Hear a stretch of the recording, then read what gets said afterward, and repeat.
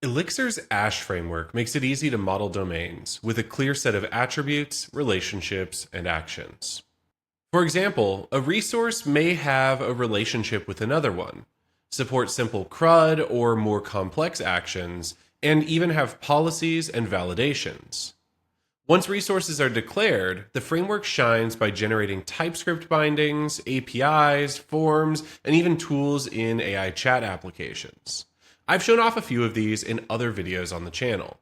But recently, a few new packages were added that make Ash one of the easiest ways to create authenticated MCP servers, exactly what your AI agent craves. At the end of this video, I'll even show you how to host code mode tools, improving token efficiency by letting the LLM run scripts, composing tools, all in a safe sandbox, all baked into the application's own server. So stick around, this is Code and Stuff. As always, code is available with a link in the description. Let's get into it. We'll start out with a simple Ash application, a tool for managing prehistoric theme parks. I'll show you around. We have dinosaurs, which are hopefully found in paddocks. And I'm not saying anything will ever go wrong in the park, but if it does, we can also track incidents. The most important domain in the application is the park, which holds the paddocks and dinos. So in the park, 2 resources are declared along with a bunch of actions. And let's take a look at the dinosaur in particular. It's going to be stored in Postgres. It has a create, update, and destroy, as well as a read. There's some policies describing how it can be interacted with. And it has some attributes, an ID, a name, species, status, and a relationship to a paddock, which is unfortunately nullable. As for the paddock itself, well, it's a state machine that can keep track of whether it is in maintenance or on lockdown, and it has some specific actions like starting and ending maintenance. It also has some policies on who is allowed to do what, and attributes including a biome. It has a relationship with a dinosaur, and it has an easy access method for keeping track of how many dinosaurs are in the paddock. By declaring this resource, all of its rules and all of its relationships in one place, we'll be able to use it not just in the web UI, but also in the MCP later on. We also have an accounts domain, which holds the Ash authentication password-based users. Now, these are completely stock from the generator with one exception, which is this custom role attribute that sets to a default of reader, but can also be a writer. And the policies on each resource are referring to this field that was added to the user. When you start up this application on your own machine, you'll run the seed script, which creates a couple of users and scaffolds out the park that you see today. Now, in case you somehow didn't know, Model Context Protocol allows applications to expose a set of tools to another app, which is typically an AI agent. The specification has started heavily pushing user-scoped OAuth to make sure an agent can only see what the connected user is allowed to access. And in Elixir land, this was a dead end for a while. But recently, Ash Authentication got a brand new OAuth 2 server package. And if you don't know about OAuth, I made a whole video walking through every aspect of it. Check it out in the link. But the key thing to note here is that if we run this Igniter script against our application, it'll set up an entire spec-compliant OAuth server. So I'll hop over into my terminal and give it a try. So here's a summary. We're installing a new package, and let's take a look. It's going to add that package to mix.exs, which is kind of like a package.json for Elixir. Now it's going to start setting up some configuration, putting these files in place, and it gave a summary of exactly how to use it. Now I'm going to be walking us through this, so I don't think I'm going to need that guide. But we can walk through the diff and see that we now have a new set of resources in the accounts domain, OAuth clients, consents, refresh tokens, and authorization codes. We have an OAuth 2 server, which is going to contain the configuration for our app. This server starts in our application's supervision tree, and it has some secret management built in as well. Now, this has generated a lot of code, but we still do need to plug this into our application's router, which is conveniently located at router.ex. And I'm going to just put in a couple of blocks that reference the OAuth 2 server consent routes and the protocol routes. Again, this all just comes from the documentation and was in that output earlier. Now, because there was a new dependency added and some configuration changes, I do have to restart the server. So I'll rerun iex-s mix phoenix.server. And the application will be helpful and say, hey, we need to generate some code and run some database migrations. And after doing that, the application is up and running, but it now has some OAuth routes. Now, I can directly hit one of those routes using curl. So I'm just going to use curl against localhost 4000 in a special directory called well-known for the OAuth authorization server record. And I'll pipe it to JQ for formatting. This response describes everything about the OAuth endpoint so that the user doesn't have to manually configure it. Instead, an application can hit this endpoint, see what scopes exist, what response types are supported, and other information about how this OAuth server actually works. And with dynamic client registration enabled, OAuth clients can actually register themselves on the fly, making it easy to start using the MCP with just a URL. So I could actually just use curl to register some application, and it all works. It'll give me a client ID, and I could use this to exchange for access tokens from a user who consents to signing into my app. And all of this could be used for a JSON API, but we're here for MCP. To scaffold that, we'll install a package called AshAI. Now, the last time I talked about AshAI, I was showing how you can use the existing resources and actions in an application in a chatbot that is given tools. But it's actually got the ability to expose MCP servers built in. Now, the documentation for this hasn't been updated since OAuth was added to Ash, which means that a lot of the limitations that are mentioned here no longer apply. Specifically, the OAuth 2 flow has been built. So let's install AshAI with mix igniter install AshAI. It's going to tell me about the package, add it to my mix file, and it looks like it also tried to add an MCP server that's meta about how to use Ash. I don't really want that, so I'm going to get rid of that change. But now I have AshAI installed and registered with the application. And now in the router, I'm going to set up another scope. This scope is going to be for any request that starts with /MCP. Now, it doesn't matter what order you put these in, but I'm going to put it after the root / ones.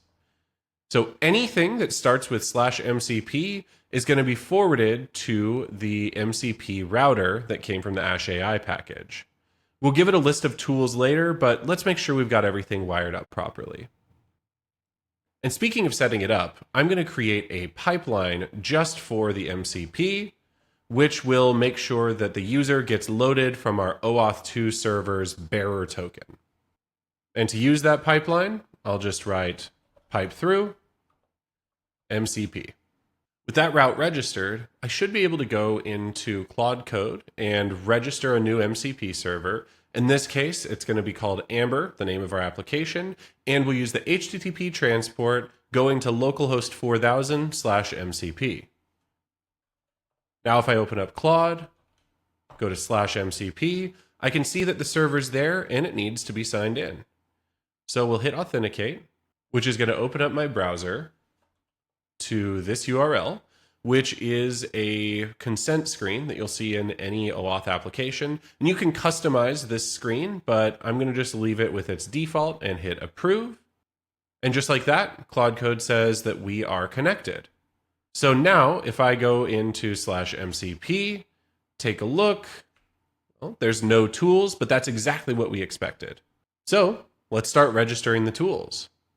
To do this, I'm going to go into the Park domain module and add an extension Ash AI. And this is going to bring in a DSL block called tools. And inside of tools, I can add things like a tool called list dinosaurs, which on the amber.park.dinosaur resource is going to represent the read action. And I'm going to do the same thing for update. Now over in the router, where I declared the server, I'll just add that tool. And I should be able to go to Claude Code, do a little reconnect. And there is one tool, list dinosaurs. So let's give it a shot. What dinosaurs do you see? Now, Claude Code is going to run the list dinosaurs tool. And all that we got back were IDs. In fact, if I open that up in more detail, the raw response truly was just an array with these UUIDs. Now, if you were expecting name, species, and status to show up, you're not alone. I was actually confused by this at first, and then I remembered that Ash treats attributes as private by default. Attributes can be marked public to surface them in APIs, but this default keeps you safe, even though it can be a little annoying. So I'm going to go back over to our dinosaur resource, and where I declared name, let's set public to true, and we'll do the same thing for species and for status. Now I'll tell Claude Code to run the tool again. And this time we get names, a status, a species, and we've still got those IDs in case those are helpful, which they will be later. So if we look at the diff, all that we really had to do was register the endpoint, start listing out tools, and make sure that those tools are formally declared in the domain module. And then, of course, marking attributes as public so that they can be consumed via an API or MCP.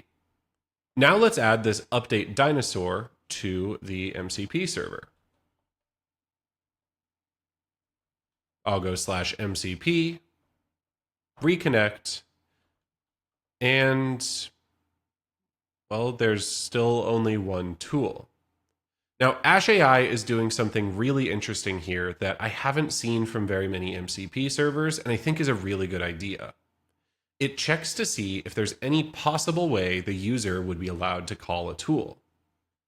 Now, if I go into the dinosaur resource and go to its policies, the create, update, and destroy actions are gated on the user's role. But the user that I'm signed in as has the reader level permission. So I'm going to sign out, change roles over to the park ranger who has write permissions, and re-authenticate. I'll hit sign out, sign in, and now that I'm signed in with this user account, I should be able to re-authenticate with the MCP server over in Claude Code, approve, and now there are two tools, list dinosaurs and update dinosaur. Now, in a dramatic turn of events, let's say that Echo the Velociraptor is now missing. That's going to turn into an update dinosaur call with that UUID, setting the status to missing. And now if I go back into the application, Echo is missing. Now, you could probably see where this is going if we started adding every action as a tool. In fact, if we go back over to the park domain, we can see that this gets hairy pretty fast. One of the big problems with MCP servers in general is that they start to expose way too many tools. The descriptions of these tools end up using input tokens and potentially confusing the models by contributing to context rot. The other problem is that batch operations and conditionals burn up even more expensive output tokens by going back and forth orchestrating some outcome. But the models are really good at writing code of all languages. And Elixir happens to have a great interpreter of the Lua language, thanks to some work from Robert Verding and TV Labs, which is where the third and final new Ash package comes in. Ash Lua makes actions callable in a sandbox, which is really convenient for agents.